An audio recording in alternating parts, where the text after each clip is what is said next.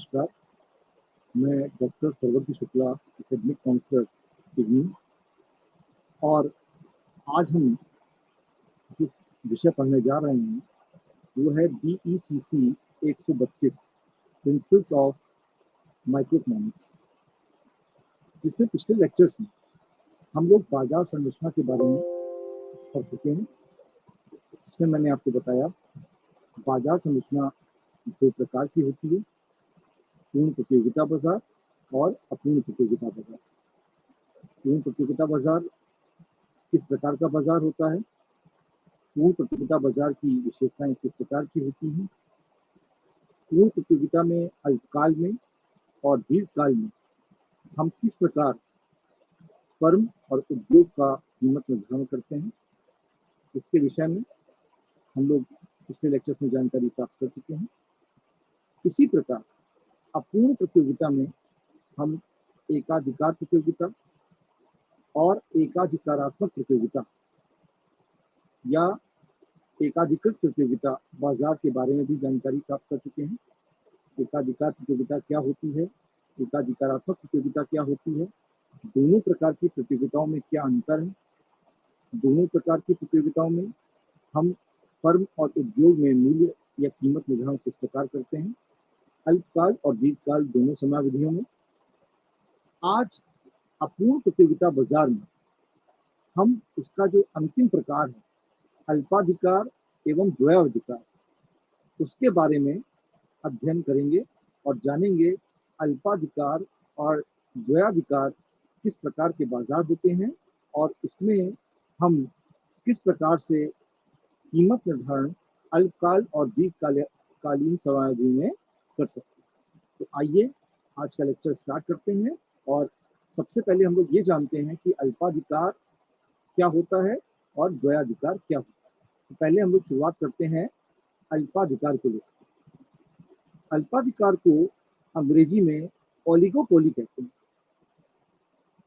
शब्द oligopoly Greek भाषा के शब्द ओलिगी, जिसका अर्थ है थोड़े, अफ्यू, तथा पोलियन, जिसका अर्थ है बेचना, दो शब्दों से मिलकर बना। इस प्रकार अल्पाधिकार का अर्थ है थोड़े से विक्रेताओं में प्रतियोगिता। अल्पाधिकार उस समय उत्पन्न होता है जबकि थोड़े से विक्रेता होते हैं। अल्पाधिकार अथवा थोड़े से विक्रेताओं के बीच प्रतियोगिता तब होगी जब उद्योग के समरूप वस्तु का उत्पादन करने वाली अथवा उनके समीप स्थानापन्न वस्तुओं का उत्पादन करने वाली फर्मों की संख्या अल्प होती है। अतः अल्पाधिकार बाजार की वह स्थिति है जिसमें अधिक विक्रेताओं का अस्तित्व पाया जाता है, परंतु उनकी संख्या इतनी बड़ी नहीं होती जितनी पूर्ण प्रतियोगिता के अंतर्गत पाई जाती है। क्योंकि अल्पाधिकार में फर्मों या विक्रेताओं की संख्या बहुत सीमित पाई जाती है, इसलिए प्रत्येक फर्म में किसी निर्णय का उसके प्रतिद्वंदियों पर तो प्रभाव पड़ता ही है, साथ ही इसके प्रतिद्वंदियों द्वारा लिए गए निर्णयों का भी इस फर्म पर दूरगामी प्रभाव पड़ता है एवं इसके अनुरूप ही कीमत एवं उत्पादन संबंधी निर्णय लिए जाते हैं। यही कारण है कि अल्पाधिकार स्थिति को अर्थशास्त्रियों ने परस्पर निर्भरता की संज्ञा दी। इसी प्रकार अल्पाधिकार को कई बार कुछ में प्रतियोगिता भी कहा जाता है। आइए अब हम लोग विभिन्न अर्थशास्त्रियों द्वारा अल्पाधिकार के संबंध में दी गई परिभाषाओं के बारे में भी जानकारी प्राप्त करते हैं। सबसे पहले मेयर्स के अनुसार अल्पाधिकार बाजार की उस अवस्था को कहते हैं जहां विक्रेताओं की संख्या इतनी कम होती है कि प्रत्येक विक्रेता बाजार की कीमत पर प्रभाव डालता है तथा प्रत्येक विक्रेता इस बात को जानता है। श्रीमती जॉन रॉबिन्सन के अनुसार यह एकाधिकार व प्रतियोगिता की मध्यवर्ती स्थिति है जिसमें विक्रेताओं की संख्या एक से अधिक होती है परंतु इतनी बड़ी नहीं कि बाजार कीमत पर किसी एक के प्रभाव को नगण्य बना दे। लेफ्ट विच के अनुसार बाजार की वे दशाएं अल्प अल्पाधिकार की दशाएं कहलाती हैं जिनमें थोड़ी संख्या व इतने से विक्रेता पाए जाते हैं कि एक ही क्रिया दूसरे के लिए महत्वपूर्ण होती है।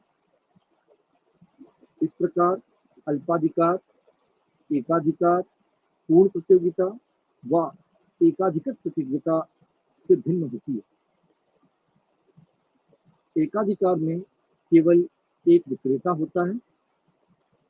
पूर्ण प्रतियोगिता तथा एकाधिकृत प्रतियोगिता में विक्रेताओं की संख्या अधिक होती है जबकि अल्पाधिकार में केवल थोड़े से विक्रेता होते हैं।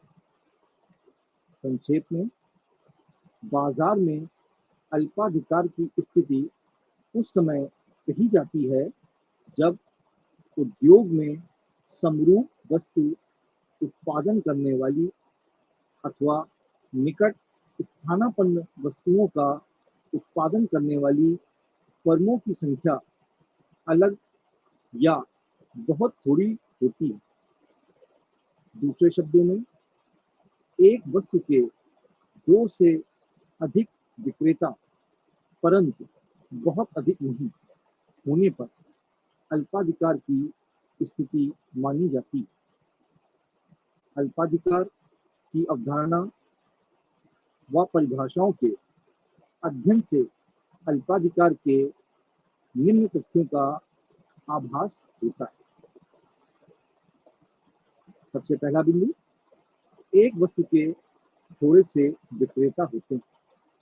दूसरा बिंदु, वस्तु समरूप हो सकती है और वस्तु विभेद भी पाया जाता है।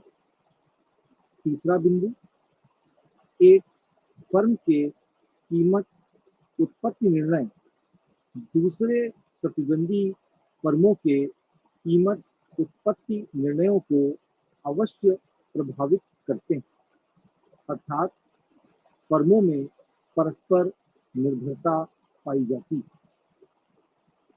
चौथा बिंदु, फर्म विज्ञापन का व्यापक रूप से उपयोग करती है। पांचवा बिंदु, कीमत स्थिरता पाई जाती है अर्थात कीमत एक ही स्तर पर बनी रहती है। और छठा बिंदु, फर्मों के प्रवेश एवं बहिर्गमन की स्वतंत्रता होती है। तो ये कुछ विशेषताएं हम लोगों ने अपनी परिभाषा के माध्यम से जानी है अल्पाधिकार के संबंध में। अब अल्पाधिकार का वर्गीकरण किस प्रकार से होता है इसके बारे में हम लोग चर्चा करते हैं। अल्पाधिकार का वर्गीकरण का जो पहला भेद होता है वो होता है शुद्ध तथा विभेदीकृत अल्पाधिकार। अल्पाधिकार में एक वस्तु हो सकती है अथवा उसमें अंतर पाया जाता है। जब वस्तु एक सी होती है जैसे इस्पात, सीमेंट, सोना, तांबा आदि तो उसे शुद्ध अल्पाधिकार या बिना वस्तु विभेदीकरण के अल्पाधिकार कहा जाता है। इसके विपरीत जब वस्तु एक सी नहीं होती अर्थात वस्तु विभेद पाया जाता है जैसे refrigerator, television set, scooter, tractor आदि विभेदीकृत अल्पाधिकार या वस्तु विभेदीकरण सहित अल्पाधिकार कहा जाता है। दूसरा प्रकार इसमें होता है बंद तथा खुला अल्पाधिकार। बंद अल्पाधिकार से तात्पर्य ऐसी अवस्था से है जहां उद्योगों पर कुछ फर्मों का नियंत्रण होता है और नए प्रतिद्वंदियों का प्रवेश प्रायः वर्जित होता है। इसके विपरीत खुला अल्पाधिकार वह अवस्था है जबकि उद्योग का द्वार नई फर्मों के प्रवेश के लिए खुला होता है। तीसरा प्रकार इसमें है आंशिक तथा पूर्ण अधिकार।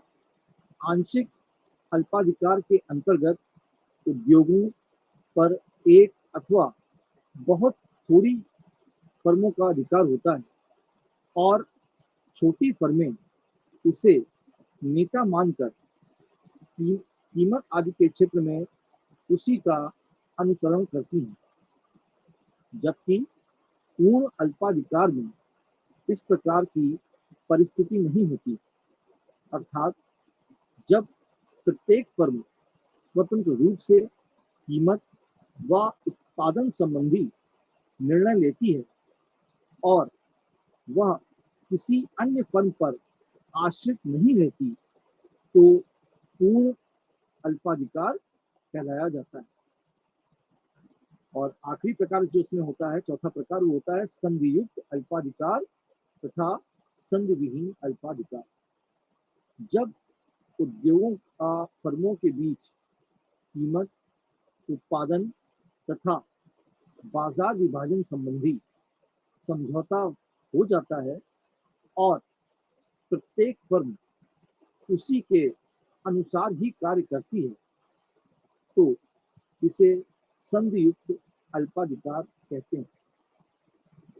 इसके विपरीत यदि फर्मों के बीच इस प्रकार के समझौते का अभाव रहता है, तो उसे संधि विहीन अल्पाधिकार कहते हैं। अब हम लोग चर्चा करते हैं अल्पाधिकार की विशेषताओं को लेकर।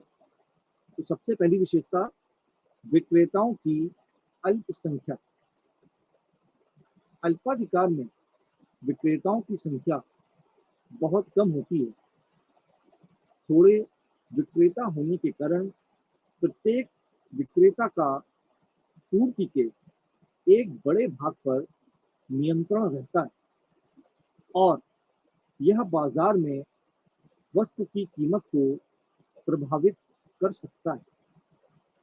जबकि दूसरी ओर एक विक्रेता की क्रियाओं तथा नीतियों का प्रभाव दूसरे प्रतियोगी विक्रेताओं की कीमत तथा उत्पादन नीति पर पड़ता है। दूसरी विशेषता है परस्पर निर्भरता। अल्पाधिकार की एक मुख्य विशेषता उद्योग की कुछ फर्मों द्वारा निर्णय लेने में पारस्परिक निर्भरता है। इसका कारण यह है कि जब प्रतिद्वंदियों की संख्या कम होती है, तो एक फर्म द्वारा किए गए वस्तु की कीमत व उत्पादन संबंधी परिवर्तनों का प्रत्यक्ष प्रभाव प्रतिद्वंदियों के लाभों पर पड़ता है, जो प्रतिक्रिया स्वरूप अपनी कीमतों, उत्पादन में जैसे भी आवश्यकता होती है परिवर्तन करते हैं। इस प्रकार एक अल्पाधिकारी उद्योग में जब कोई फर्म कीमत में कमी करती है, अपनी वस्तु का नया मॉडल प्रस्तुत करती है अथवा विज्ञापन कार्यक्रम तेजी से शुरू करती है, तो निश्चय ही उसकी प्रतिद्वंदी फर्में भी बदले में इसी प्रकार की क्रियाएं करती हैं। इस प्रकार अल्पाधिकार में परस्पर निर्भरता की स्थिति पाई जाती है। तीसरी विशेषता लगभग समरूप वस्तु या भेदित वस्तु। अल्पाधिकार में अल्पाधिकारी लगभग समरूप वस्तुओं का उत्पादन कर सकता है या भेदित वस्तुओं का भी उत्पादन अल्पाधिकार के अंतर्गत किया जा सकता है। चौथी विशेषता है नई फर्मों का कठिन प्रवेश तथा बहिर्गमन। अल्पाधिकारी उद्योग में नई फर्मों का प्रवेश कठिन होता है। इसका कारण यह है कि आरंभ से ही नई फर्मों को स्थापित करने के लिए बड़ी मात्रा में पूंजी की आवश्यकता पड़ती है, क्योंकि अल्पाधिकार में फर्मों की संख्या कम होती है और वे फर्में बहुत बड़ी होती हैं। अल्पाधिकार फर्मों के पास आवश्यक कच्चे माल की आपूर्ति के अधिकांश भाग पर स्वामित्व हो जाता है या हो सकता है, अथवा वस्तुएं पेटेंट द्वारा सुरक्षित हो सकती हैं। इन बाधाओं के कारण अल्पाधिकारी उद्योग में नई फर्मों का प्रवेश कठिन हो जाता है। पांचवी विशेषता मांग वक्र की अनिश्चितता। अल्पाधिकार में फर्मों के बड़े पैमाने पर परंपरावलंबन होने के कारण कोई भी फर्म अपनी कीमत व उत्पादन नीति के संभावित परिणामों का निश्चितता से पूर्वालोकन नहीं कर सकती। उदाहरण के लिए, कोई भी फर्म यह अनुमान नहीं लगा सकती कि एक निश्चित प्रतिशत के बराबर कीमत में कटौती करने पर उसकी बिक्री में कितनी वृद्धि हो जाएगी। यही कारण है कि अल्पाधिकार में फर्मों का मांग अथवा लागत वक्र अनिश्चित होता है, क्योंकि मांग वक्र कीमतों के विभिन्न स्तरों तथा उस पर बेची जाने वाली वस्तु की विभिन्न मात्राओं को व्यक्त करता है। अतः अल्पाधिकार से किसी विशेष कीमत पर बेची जाने वाली वस्तु की मात्रा स्वयं ही अनिश्चित होती है। इसलिए मांग वक्र भी अनिश्चित होता है। वस्तुतः अल्पाधिकार के अंतर्गत फर्म का एक ही निश्चित मांग अथवा औसत आगम वक्र नहीं होता, बल्कि ऐसे कई वक्र होते हैं जो एक संभावना पर आधारित होते हैं। छठवीं विशेषता विज्ञापन की क्रियाएं। अल्पाधिकार में विक्रेताओं द्वारा विज्ञापन तथा विक्रय प्रसार की क्रियाओं पर बहुत अधिक व्यय किया जाता है। वस्तु के विक्रय प्रसार के लिए वस्तु के गुण में सुधार के अतिरिक्त डिजाइन, अनुसंधान इत्यादि पर पर्याप्त धन व्यय करके संभावित प्रतियोगियों के प्रवेश को एक बड़ी सीमा तक रोका जाता है। परंतु विज्ञापन की मात्रा तथा किस्म इस बात पर निर्भर करेगी कि फर्में समरूप वस्तुएं या भेदित वस्तुएं उत्पन्न कर रही हैं। सातवीं विशेषता कीमत स्थिरता। अल्पाधिकार की एक महत्वपूर्ण विशेषता कीमत स्थिरता है।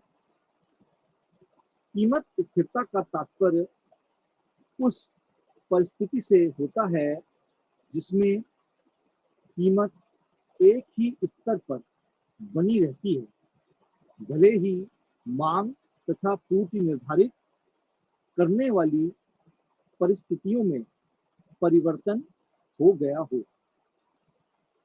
कीमत स्थिरता अल्पाधिकार बाजार में अधिकतर पाई जाती है। आठवीं विशेषता समूह व्यवहार। पूर्ण प्रतियोगिता, एकाधिकार तथा एकाधिकारिक प्रतियोगिता तीनों व्यक्तिगत व्यवहार के सिद्धांत पर आधारित हैं, जिनमें व्यक्तिगत फर्में इस प्रकार व्यवहार करती हैं कि उनके लाभ अधिकतम हो सकें। इसके विपरीत अल्पाधिकारी सिद्धांत व्यक्तियों की विशाल संख्या अथवा व्यक्तिगत व्यवहार का सिद्धांत नहीं है, बल्कि समूह का सिद्धांत। अल्पाधिकार में समूह की थोड़ी सी फर्में, जिनमें परस्पर निर्भरता होती है, सामान्य हितों की रक्षा के लिए कभी कभी सहयोग करती हैं, तो कभी कभी व्यक्तिगत हितों को प्राप्त करने के लिए आपस में संघर्ष करने लगती हैं। नवी विशेषता असंगति। अल्पाधिकार के अंतर्गत कार्यरत फर्में एक रूप नहीं होती, बल्कि आकार की दृष्टि से एक दूसरे से भिन्न होती। कुछ फर्में बहुत बड़ी तथा कुछ फर्में छोटे आकार की हो सकती हैं। तो ये विशेषताएं थी हमारे अल्पाधिकार बाजार की। अब हम लोग चर्चा करते हैं अल्पाधिकार बाजार और एकाधिकार बाजार में क्या अंतर होता है। तो पहले इसमें जो पहला बिंदु है वो है संख्या। अल्पाधिकार में एक वस्तु के थोड़े से विक्रेता होते हैं, जबकि एकाधिकार में वस्तु का केवल एक ही विक्रेता होता है। दूसरा अंतर वस्तु से संबंधित है। अल्पाधिकार में वस्तु समरूप हो सकती है और वस्तु विभेद भी पाया जा सकता है, जबकि एकाधिकार में एक विक्रेता के साथ एक ही वस्तु पर विचार किया जाता है।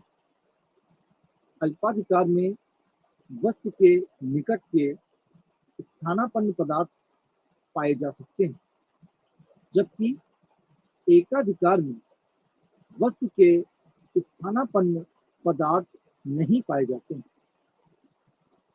तीसरा अंतर है प्रतिद्वंदी फर्म का प्रभाव।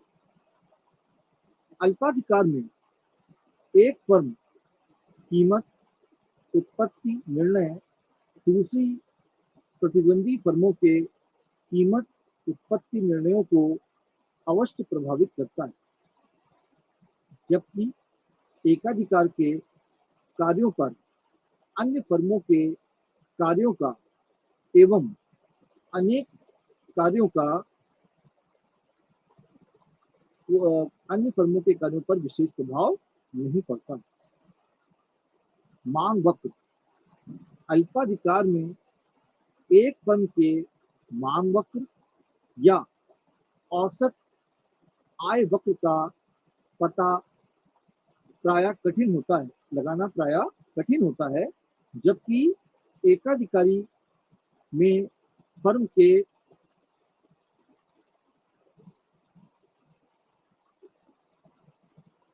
मांग वक्र या औसत वक्र का पता लगाया जा सकता है।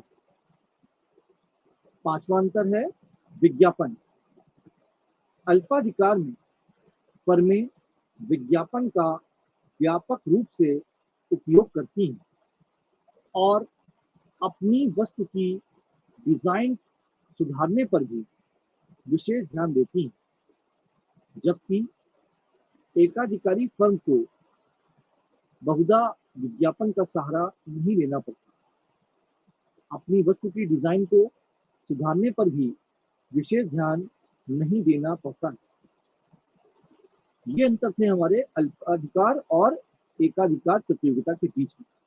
अब हम लोग चर्चा करते हैं अल्पाधिकार एवं एकाधिकारात्मक प्रतियोगिता के बीच में अंतर को लेकर। इसमें पहला बिंदु होगा फर्मों के आने जाने की स्वतंत्रता। अल्पाधिकार में नई फर्मों के प्रवेश में पेटेंट, राइट्स, ट्रेडमार्क आदि की कठिनाई होती है तथा स्थायी संपत्तियों में अधिक विनियोजन के कारण पुरानी फर्मों के बहिर्गमन में भी कठिनाई होती है, जबकि एकाधिकारात्मक प्रतियोगिता में फर्मों का आकार छोटा होता है तथा वे स्थानापन्न वस्तुएं उत्पादित कर सकती हैं, अतः उन्हें उद्योगों में आने जाने की स्वतंत्रता होती है। दूसरा पॉइंट या दूसरा बिंदु, वस्तु की किस्म। अल्पाधिकार में समरूप एवं विभेदित दोनों प्रकार की वस्तुओं का उत्पादन एवं विक्रय किया जाता है, जबकि एकाधिकारात्मक प्रतियोगिता में विभेदित वस्तुओं का उत्पादन तथा विक्रय किया जा सकता है। तीसरा बिंदु, कीमत निर्धारण।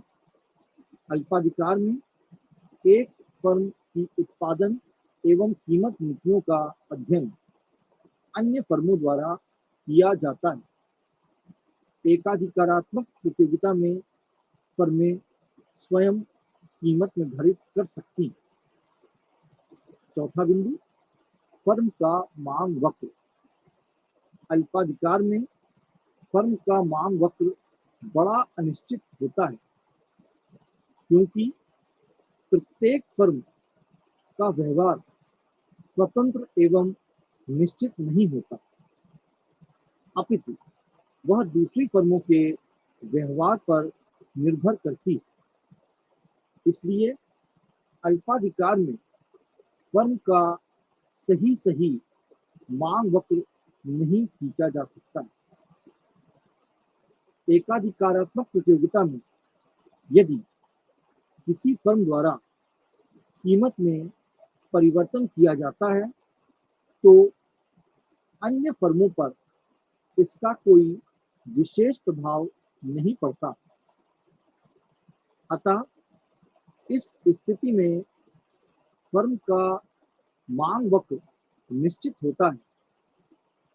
एकाधिकारात्मक प्रतियोगिता में यदि किसी फर्म द्वारा कीमत में परिवर्तन किया जाता है तो अन्य फर्मों पर इसका कोई विशेष प्रभाव नहीं पड़ता, अतः इस स्थिति में फर्म का मांग वक्र अनिश्चित होता है। विज्ञापन एवं विक्रय संवर्धन, ये अगला बिंदु है। अल्पाधिकार में विभिन्न उत्पादकों के कारण विज्ञापन तथा विक्रय संवर्धन क्रियाएं महत्वपूर्ण भूमिका निभाती हैं तथा विज्ञापन जीवन मृत्यु का प्रश्न बन जाता है, क्योंकि जो फर्म अपने प्रतियोगियों के मुकाबले का विज्ञापन नहीं कर सकती, उसके ग्राहक दूसरे उत्पादकों के पास चले जाते हैं। एकाधिकारात्मक प्रतियोगिता में उत्पादक अपने उत्पादन को प्रचलित करने के लिए विज्ञापन देते हैं, लेकिन अल्पाधिकार की अपेक्षा एकाधिकारात्मक प्रतियोगिता में विक्रय एवं संवर्धन लागतें कम होती हैं। अगला जो बिंदु हम लोग चर्चा करेंगे वो है अल्पाधिकार में कीमत व उत्पादन का निर्धारण। यह अपूर्ण प्रतिस्पर्धा का ही एक अंग है, जिसमें थोड़े से विक्रेता होते हैं। थोड़े से विक्रेता होने के कारण प्रत्येक विक्रेता कुल पूर्ति का एक बड़ा भाग उत्पादित करता है और इस प्रकार पूर्ति पर उसका महत्वपूर्ण नियंत्रण होने से वह बाजार में मूल्य को प्रभावित कर सकता है, जिसमें विक्रेताओं द्वारा बेची जाने वाली वस्तु एक प्रकार की हो सकती है या उससे भिन्नता भी पाई जाती है। विभेदीकृत अल्पाधिकार के अंतर्गत कीमत उत्पादन विश्लेषण। विभेदीकृत अल्पाधिकार के अंतर्गत फर्मों की संख्या कम होती है और उनकी वस्तुएं भिन्न भिन्न होती हैं। अल्पाधिकार के अधीन वास्तविक कीमत निर्धारित करने हेतु फर्मों द्वारा विभिन्न रीतियां अपनाई जाती हैं। पहला बिंदु, स्वतंत्र कीमत निर्धारण। स्वतंत्र कीमत निर्धारण का अर्थ है कि अल्पाधिकार उद्योग के अंतर्गत प्रत्येक फर्म अपनी कीमत तथा उत्पादन मात्रा संबंधी नीतियां दूसरों से स्वतंत्र रूप से निर्धारित कर सकती है। यहाँ पर भी कई स्थितियों की कल्पना की जा सकती है। यदि अल्पाधिकारी फर्में द्वारा उत्पादित वस्तुओं में किसी प्रकार का अंतर नहीं है और सब फर्मों के मध्य बाजार विभाजन बराबर है, तो स्वतंत्र कीमत निर्धारण के फलस्वरूप विभिन्न फर्मों में एक समान कीमत रखने की प्रवृत्ति पाई जाएगी। इसके विपरीत यदि फर्मों द्वारा उत्पादित वस्तुओं में किसी प्रकार का अंतर है, तो स्वतंत्र कीमत निर्धारण के अंतर्गत प्रत्येक अल्पाधिकारी फर्म की कीमत एकाधिकारी कीमत के बराबर होगी, परंतु एक सी उपज उत्पादन लागतें रेखाएं व समस्त फर्मों के मध्य बाजार का समान विभाजन होना आदि काल्पनिक स्थितियां हैं जो व्यावहारिक जगत में नहीं पाई जाती। परिणामतः अनिश्चितता का वातावरण उत्पन्न हो जाता है और अल्पाधिकार में कीमत तथा उत्पादन का निर्णय प्रायः कठिन हो जाता है। ऐसी स्थिति में उनमें से कोई एक संभावना हो सकती है। पहली संभावना है, प्रतिद्वंदी विक्रेताओं में से निरंतर कीमत युद्ध होने के कारण कीमत में पहले से अधिक अस्थिरता आ जाती है। दूसरी संभावना, कीमत किसी अनिश्चित स्तर पर स्थिर हो सकती है। और तीसरी संभावना है, किसी प्रकार से कीमत का कोई संतोषजनक स्तर स्थापित हो सकता है और फिर अल्पाधिकारी उस स्तर को कठोरता के साथ बनाए रख सकता है। दूसरा इसका प्रकार है गुटबंदी या क्लूजन के अंतर्गत कीमत निर्धारण। स्वतंत्र कीमत निर्धारण नीति के फलस्वरूप अनिश्चितता तथा असुरक्षा की भावना उत्पन्न होती है। इसका प्रत्यक्ष परिणाम अल्पाधिकार फर्मों की गुटबंदी होता है। गुटबंदी, जैसा नाम से स्पष्ट है, के अंतर्गत विक्रेताओं के बीच कीमत व उत्पादन मात्रा आदि के संबंध में किसी न किसी प्रकार का प्रत्यक्ष अथवा परोक्ष समझौता हो जाता है। इस प्रकार का समझौता या तो परंपरा या गण व्यवहार के स्वरूप में हो सकता है अथवा व्यापारिक संघ द्वारा भले आदमियों के समझौते के रूप में किया जा सकता है अथवा यह एक औपचारिक लिखित समझौते के रूप में हो सकता है। गुटबंदी का सबसे कठिन रूप वह होता है जिसमें कोई उत्पादक संघ बना दिया जाता है जो सदस्य फर्मों के उत्पादन की कीमत निर्धारित करता है, परंतु व्यक्तिगत व्यवहारों अल्पाधिकार फर्मों को बिक्री अथवा विज्ञापन की स्वतंत्रता रहती है, अथवा कोई ऐसी कंपनी बना दी जाती है जो विभिन्न फर्मों के लिए उत्पादन मात्रा निश्चित करती है तथा उनकी ओर से उपज की बिक्री का प्रबंध करती है और लाभ का विभाजन करती है। अगला में प्रकार है पूर्ण अथवा अपूर्ण गुटबंदी। गुटबंदी या तो पूर्ण हो सकती है या अपूर्ण। पूर्ण गुटबंदी के अंतर्गत एक केंद्रीय संस्था सभी अल्पाधिकारियों के लिए कीमत तथा उत्पादन की वह मात्रा निर्धारित करती है जिससे सभी सदस्यों को अधिकतम लाभ प्राप्त हो सके। उदाहरण के लिए भारत का भारतीय जूट मिल संघ अपने संघ के सभी सदस्यों के लिए कीमत तथा उत्पादन की मात्रा निर्धारित करता है।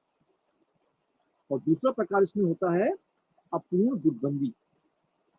अपूर्ण गुटबंदी के अंतर्गत इस प्रकार की कोई केंद्रीय संस्था नहीं होती जो अल्पाधिकार फर्मों पर कीमत अथवा उत्पादन की मात्रा पर कोई कठोर नियंत्रण लगा सके, बल्कि फर्मों के बीच केवल भले आदमियों का ही समझौता होता है और प्रत्येक फर्म को कुछ अंश तक कीमत तथा उत्पादन की मात्रा में परिवर्तन करने का अधिकार होता है।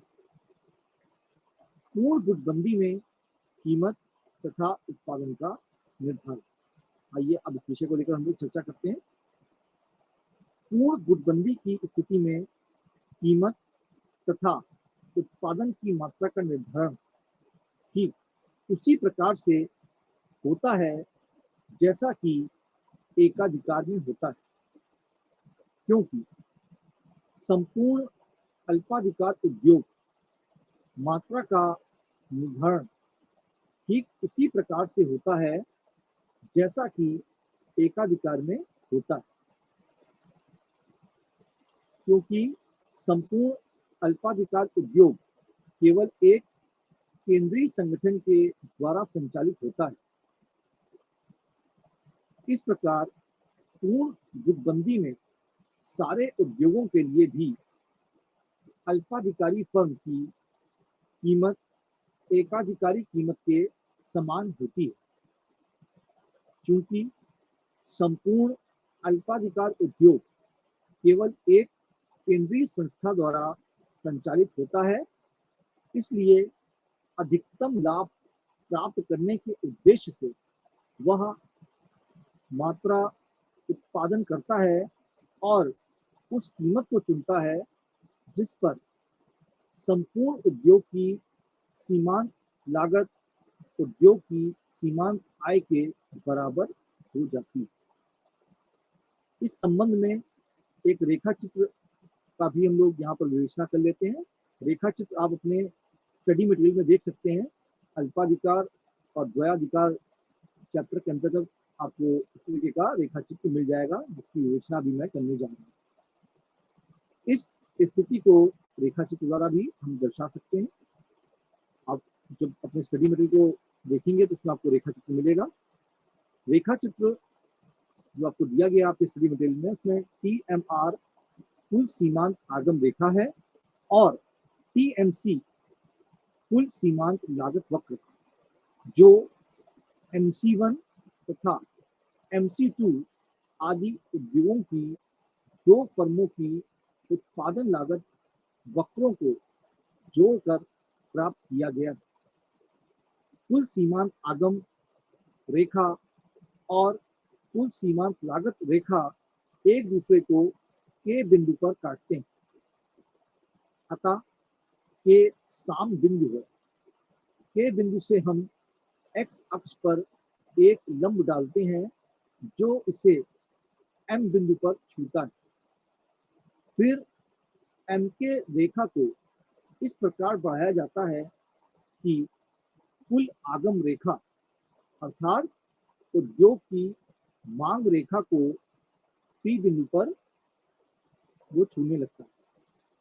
इस दशा में पीएम सारे उद्योग के लिए एकाधिकारी की कीमत है और ओएम इस कीमत से संबंधित उत्पादन की मात्रा है जिसका दो फर्मों ने उत्पादन किया है। दूसरे शब्दों में हम कह सकते हैं OM1 plus OM2 is equal to OM। यह कहना कठिन है कि उद्योग के संयुक्त लाभ का दो फर्मों के बीच किस प्रकार विभाजन होगा। दोनों फर्मों के बीच संयुक्त लाभ का वितरण उनकी उत्पादन मात्राओं के अनुपात में किया जा सकता है। यह भी संभव है कि दोनों फर्मों के बीच संयुक्त लाभ का वितरण उनकी सापेक्ष सौदा शक्ति के आधार पर किया जाए, परंतु एक बात निश्चित है कि संयुक्त लाभ में से प्रत्येक फर्म को मिलने वाला भाग उस लाभ राशि से अधिक होना चाहिए जो केंद्रीकृत कीमत निर्धारण के अभाव में उसे उपलब्ध होती है। और तीसरा जो चर्चा का बिंदु है इसमें वो है कीमत नेतृत्व के अंतर्गत कीमत निर्धारण। कीमत के अंतर्गत अल्पाधिकार उद्योग की फर्में उस कीमत पर अपनी वस्तुओं को बेचने के लिए तत्पर हो जाती हैं जो उद्योग के किसी एक सदस्य के द्वारा निर्धारित की जाती है।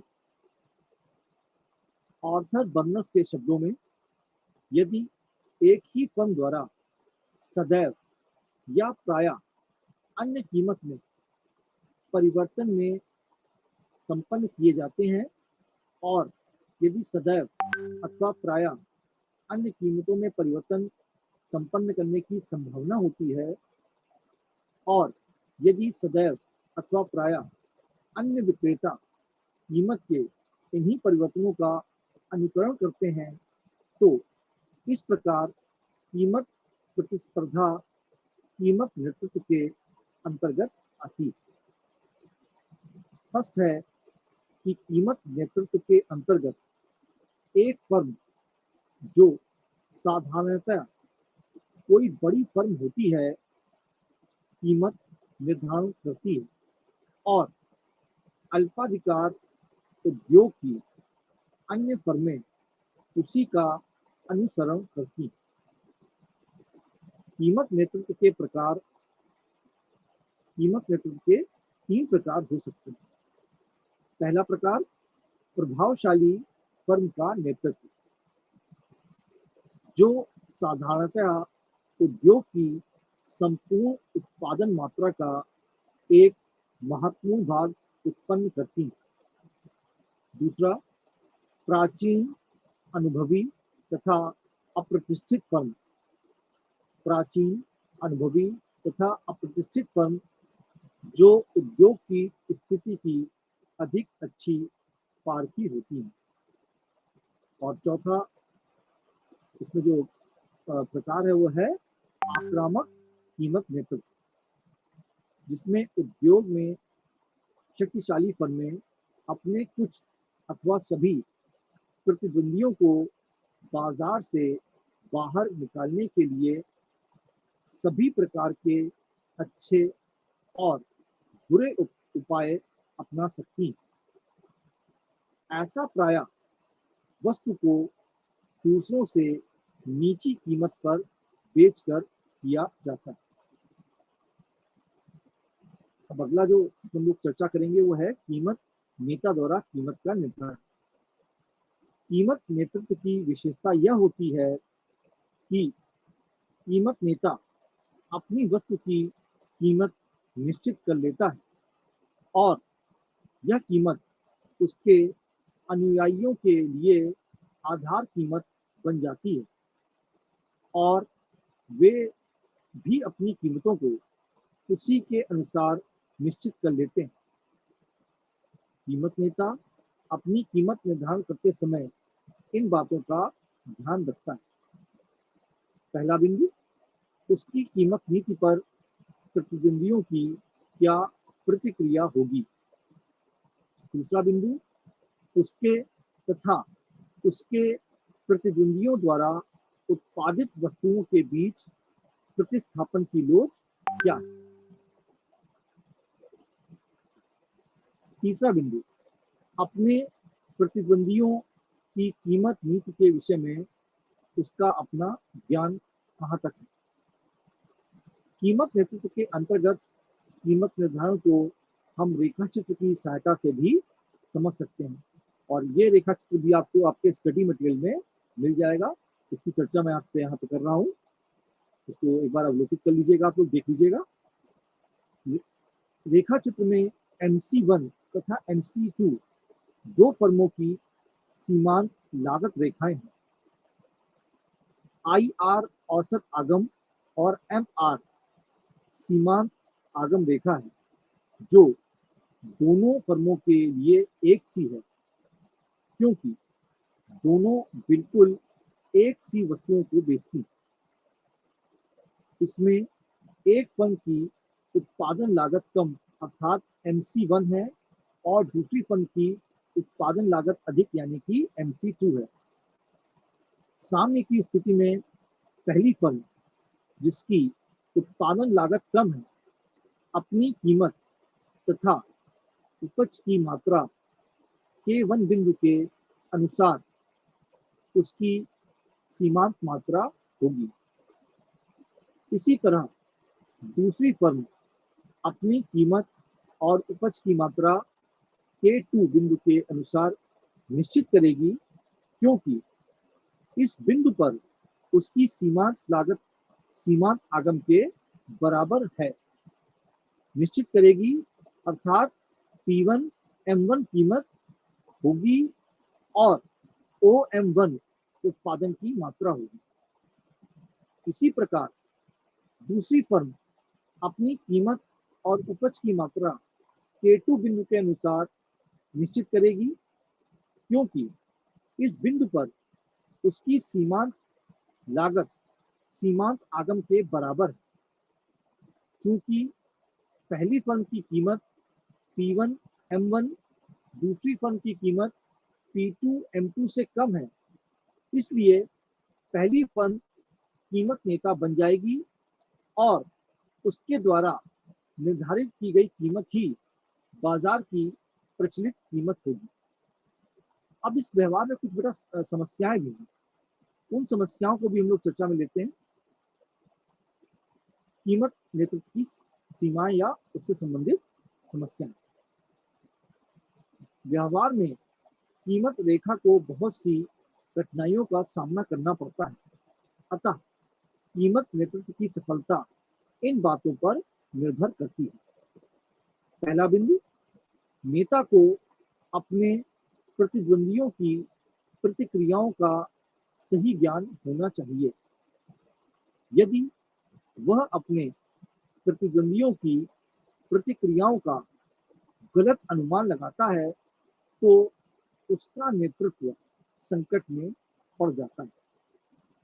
दूसरा बिंदु, सफलता प्राप्त करने के लिए नेता को कीमत उस स्तर पर निश्चित करनी चाहिए जिस पर वह कीमत उस दशा में होती है जबकि सारा उद्योग की मांग व पूर्ति का अनुमान लगाने में बहुत सी व्यावहारिक कठिनाइयां आ रही हैं।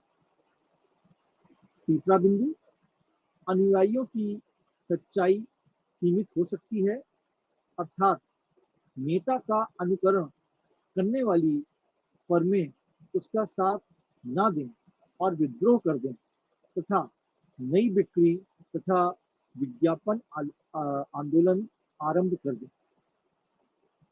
चौथा बिंदु, अनुयायियों द्वारा नेता की स्थिति को वस्तु को कम कीमत पर बेचकर बिगाड़ा जा सकता है। पांचवा बिंदु, अंत में कीमत नेता की शक्ति विभिन्न फर्मों की उत्पादन लागत में अंतर द्वारा भी सीमित रहती है। यदि उसकी उत्पादन लागत दूसरों की तुलना में अधिक है तो उसका नेतृत्व संकट में पड़ जाएगा। अब अगला जो बिंदु हम लोग चर्चा करेंगे वो है अल्पाधिकार में कीमत दृढ़ता। अल्पाधिकार में चूंकि सभी विक्रेताओं को कड़ी प्रतियोगिता का सामना करना पड़ता है तथा उनके समक्ष सदैव कीमत की अनिश्चितता की स्थिति बनी रहती है, इसलिए प्रायः सभी विक्रेता कीमत के ऐसे संतोषजनक स्तर को स्वीकार कर लेते हैं जो सभी के लिए लाभदायक हो। इस कीमत स्तर को स्वीकार करके प्रायः सभी फर्में इस कीमत स्तर को बनाए रखने का प्रयास करती हैं, जिससे इस बाजार की स्थिति में कीमत में स्थिरता पाई जाती है। इसका एक कारण और भी होता है कि यदि फर्म अपनी कीमत कम करती है तो सभी फर्मों द्वारा कीमत में वृद्धि आवश्यक नहीं। परिणाम स्वरूप कीमत में दृढ़ता अथवा स्थिरता दिखाई पड़ती है तथा एक फर्म की मांग रेखा भी उचित या कैंकेड हो जाती है, अर्थात अल्पाधिकार के अंतर्गत वस्तु के मांग वक्र में एक कोना होता है जो वर्तमान मूल्य से संबंधित होता है। उसी बिंदु पर कीमतें स्थिर रहती हैं, न घटती हैं न बढ़ती। अतः अल्पाधिकार के अंतर्गत कीमतों में स्थिरता पाई जाती है। अब हम लोग चर्चा करते हैं कीमत दृढ़ता का क्या कारण है अल्पाधिकार के अंतर्गत। अल्पाधिकारी चूंकि वर्तमान स्तर से कीमत घटाकर मांग में अधिक वृद्धि नहीं कर सकता और वर्तमान स्तर से कीमत बढ़ाने पर उसकी बिक्री बहुत कम हो जाने पर भी वह वर्तमान कीमत में परिवर्तन लाने का इच्छुक नहीं होगा। अन्य शब्दों में, चूंकि वर्तमान कीमत को बदलने में कोई लाभ नहीं है, इसलिए अल्पाधिकारी कीमत पर ही अपनी वस्तु को उत्पादित कर बेचता रहेगा। इस प्रकार दृढ़ कीमतों की विकुचित मांग वक्र सिद्धांत की सहायता से व्याख्या की जा सकती है। इसका भी आप रेखाचित्र अपने स्टडी मटेरियल में देख सकते हैं। इसकी मैं यहाँ पर विवेचना कर रहा हूँ। रेखा चित्र में वर्तमान कीमत एमपी है, जिस पर मांग वक्र डीडी विकुचित। बाजार में एमपी कीमत स्थिर या दृढ़ रहेगी, क्योंकि अल्पाधिकारी स्थिति में कोई भी उत्पादक कीमत को कम अथवा अधिक करने से लाभान्वित नहीं होगा। इस पर ध्यान देना चाहिए कि यदि वर्तमान कीमत एमपी औसत लागत से अधिक होगी तो उत्पादकों को जो लाभ प्राप्त होंगे वे सामान्य लाभ से अधिक होंगे। इस स्थिति में प्रतियोगी विक्रेताओं की प्रतिक्रियाओं की अनिश्चितताओं के कारण कोई भी फर्म कीमत को कम करने को तैयार नहीं होती। फर्में यह निर्णय निकाल चुकी होती हैं कि यदि कीमत युद्ध से कोई लाभ नहीं है तो उसे वो स्वीकार नहीं करेंगे। फर्में गैर कीमत प्रतियोगिता को अधिक पसंद करने लगती हैं। यदि फर्मों को ऐसा आभास हो जाए कि कीमत कम करने से पारस्परिक समझौते भंग हो जाएंगे और फर्मों का कठिनाई का सामना करना पड़ेगा, इन कारणों से कीमत में स्थिरता या दृढ़ता पाई जाती है तथा एक फर्म का मांग वक्र मोड़दार हो जाता है। इस प्रकार कोनेदार मांग कीमत स्थिरता के कारण पर प्रकाश डालती है, परंतु यह स्थिर कीमत किस प्रकार निश्चित की जाती है, इसके संबंध में कोनेदार मांग वक्र कोई प्रकाश नहीं डालता। साथ ही इसके द्वारा इस बात पर भी प्रकाश नहीं डाला जाता कि नई कीमत पर नया कोना कैसे बनता है। ये हम लोगों ने चर्चा की अल्पाधिकार को लेकर। अब हम लोग चर्चा करते हैं द्विविक्रेता एकाधिकार या द्वयाधिकार के बारे में। द्विविक्रेता एकाधिकार का अर्थ पहले क्या होता है, इसके बारे में हम लोग चर्चा करते हैं। द्विविक्रेता एकाधिकार से अभिप्राय बाजार की उस स्थिति से है जिसमें किसी एक ही सर्वथा समान अथवा लगभग समान वस्तु के दो उत्पादक होते हैं। दोनों ही अपने उत्पादन कार्य में स्वतंत्र होते हैं एवं दोनों की वस्तुएं एक दूसरे से प्रतियोगिता करती हैं। यदि एक विक्रेता अपनी उपज तथा कीमत संबंधी निर्णय में परिवर्तन करता है तो दूसरे की प्रतिक्रिया का ध्यान में रखे उत्पादन की मात्रा अथवा कीमत को निश्चित नहीं करता। डॉक्टर जॉन के शब्दों में द्विविक्रेता एकाधिकार बाजार की वह स्थिति है जिसमें एक ही सर्वथा समान अथवा लगभग समान वस्तु के दो उत्पादक होते हैं जो अपनी बीज कीमत अथवा उत्पादन मात्रा के विषय में किसी भी प्रकार के समझौते से बाध्य नहीं होते। संक्षेप में द्विविक्रेता एकाधिकार बाजार की ये विशेषताएं होती हैं। पहली विशेषता, यह एक ऐसी स्थिति का द्योतक है जिसमें केवल दो ही उत्पादक होते हैं। दूसरी विशेषता, दोनों सर्वथा समान अथवा लगभग समान वस्तु का विक्रय करते हैं। तीसरी विशेषता, दोनों ही अपने उत्पादन कार्य में स्वतंत्र होते हैं, तब दोनों ही वस्तुएं एक दूसरे से प्रतियोगिता करती हैं। चौथी विशेषता, प्रत्येक प्रतिस्पर्धा को स्वयं अपनी नीति का निर्धारण करने में दूसरे प्रतिस्पर्धी की नीति को ध्यान में रखना आवश्यक होता है। द्विविक्रेता एकाधिकार आवश्यक रूप से अपूर्ण प्रतियोगिता की स्थिति नहीं होती क्योंकि दोनों विक्रेता परस्पर मिलकर उत्पादन करने लग सकते हैं, तब द्वयाधिकार की स्थिति समाप्त हो जाएगी। इसके विपरीत यह भी संभव है कि गला काट प्रतियोगिता के कारण पूर्ण प्रतियोगिता की दिशाएं उत्पन्न हो जाए। विक्रेता एकाधिकार के अंतर्गत कीमत तथा उत्पादन मात्रा का निर्धारण द्विविक्रेता एकाधिकार के अंतर्गत कीमत तथा उत्पादन मात्रा के निर्धारण की समस्या अत्यंत जटिल होती है।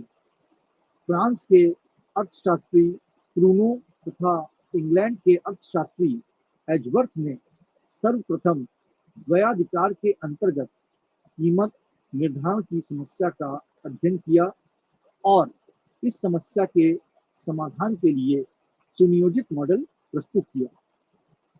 इन अर्थशास्त्रियों द्वारा प्रस्तुत समाधान को परंपरावादी सिद्धांत के नाम से जाना जाता है। आधुनिक अर्थशास्त्रियों द्वारा प्रस्तुत समाधान को परंपरावादी सिद्धांत के नाम से भी जाना जाता है। आधुनिक अर्थशास्त्रियों ने इसे द्वयाधिकार के अंतर्गत कीमत निर्धारण की समस्या का अध्ययन किया। चैम्बरलिन, बॉमोल, स्वीजी आदि अर्थशास्त्रियों के नाम इस संबंध में उल्लेखनीय।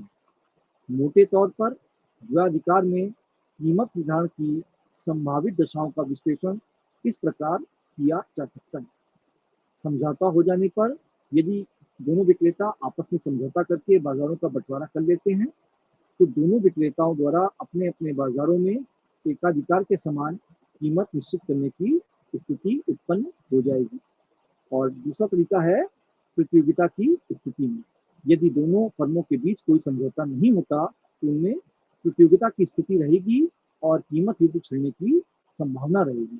प्रत्येक विक्रेता अपने उत्पादन का कीमत घटाकर दूसरे विक्रेता के ग्राहकों को अपनी ओर खींचने का प्रयास करेगा तथा कीमत घटने का यह क्रम तब तक चलता रहेगा जब तक कि दोनों विक्रेताओं की कीमत उनकी सीमांत लागत के बराबर नहीं हो जाए। तो इस प्रकार हमने आज अल्पाधिकार और द्वयाधिकार के बारे में जाना। आशा करता हूँ ये लेक्चर आपको समझ में आया होगा। अगली लेक्चर में हम लोग फिर मुलाकात करेंगे। नमस्कार।